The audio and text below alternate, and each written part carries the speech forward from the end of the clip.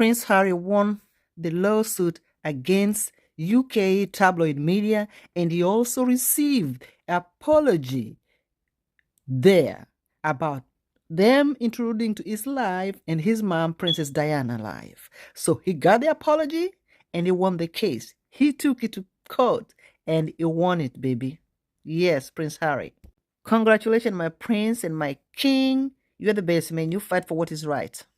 An unequivocal apology for hacking his cell phone and intruding into his personal life for articles published between 1996 and 2011, acknowledging, quote, unlawful conduct by private investigators. There is also an apology for past intrusion into Harry's mother, Princess Diana's private life as well. Now, this is the first time Murdoch's group of newspapers has admitted wrongdoing involving any of his papers in a legal battles that's now lasted decades and has cost the group over $1 billion in payouts. Now, Harry's called the settlement a, quote, monumental victory, saying the papers had finally been held to account for blatant disregard for the law. Errol. Quite significant, and this is what Harry has been seeking. MTS, thank you so much. By deleting over 30 million emails, destroying backup tapes, and making false denials, all in the face of an ongoing police investigation. They then repeatedly lied under oath to cover their tracks, both in court and at the Leveson public inquiry. At her trial in 2014, Rebecca Brooks said, "When I was editor of The Sun, we ran a clean ship." Now, 10 years later, when she is CEO of the company, they now admit when she was editor of The Sun, they ran a criminal enterprise. Far from being relics of a distant past, many of those behind these unlawful practices remain firmly entrenched in senior positions today, both within News UK and other media outlets across the world, wielding editorial power and perpetuating the toxic culture in which they continue to thrive. It's perhaps no surprise that all of their senior executives and editors refused to turn up to court to give evidence. The failure of each of these key individuals to come and answer questions under oath spoke volumes in itself, but their collective silence is deafening. Today's result has been achieved only through the sheer resilience of Prince Harry and Tom Watson, whose willingness to take News Group newspapers to trial has led directly to this historic admission of unlawfulness at The Sun. It has only been by taking News Group not just to the steps of court, but inside the courtroom itself, that these claimants have finally managed to extract this historic admission of guilt. As a direct result of him taking a stand, Prince Harry and his immediate family have also had to repeatedly withstand aggressive and vengeful coverage since starting his claim over 5 years ago. This has created serious concerns for the security of him and his family. The rule of law must now run its full course. Prince Harry and Tom Watson join others in calling for the police and Parliament to investigate not only the unlawful activity now finally admitted, but the perjury and cover-ups along the way. It is clear now that this has occurred throughout this process, including through sworn evidence in inquiries and court hearings, in testimony to Parliament, and until today's final collapse of News Group's defence. Today, the lies are laid bare. Today, the cover-ups are exposed, and today proves that no one stands above the law. The time for accountability has arrived. Thank you very much. Like every other person persecuted by News Group newspapers, I wish they had left my family alone. But what happened, happened. Today, I'm glad they have finally accepted responsibility.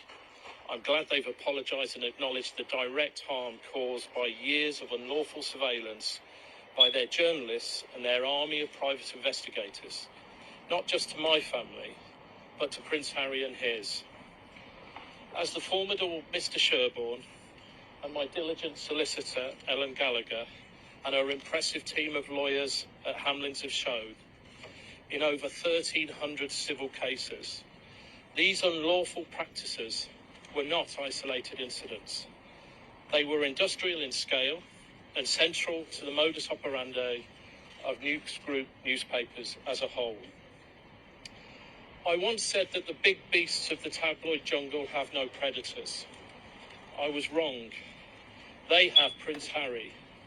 His bravery and astonishing courage have brought accountability to a part of the media world that thought it was untouchable.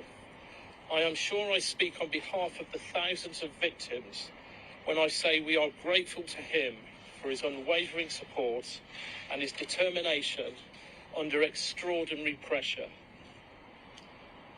If Rupert Murdoch had any decency, he should follow this corporate admission of guilt with a personal apology to Prince Harry, to his father, our king, and to the countless others who suffered the same unlawful behaviour at the hands of his media empire. News Group Newspapers owes so many such apologies. Thousands of ordinary people just trying to live their lives have endured the same unlawful behaviour. Many were victims of heinous crimes, including victims of terrorism, grieving families. This saga has placed an unforgivable strain on the people in my life. From my former wife Siobhan, mother to my beautiful children, to my wider family and friends, I am sorry that Rebecca Brooks decided you were just collateral damage in their corporate war on the elected representatives who sought their accountability. This fight has made me reflect on what it means to settle. Legally, it's a technical term.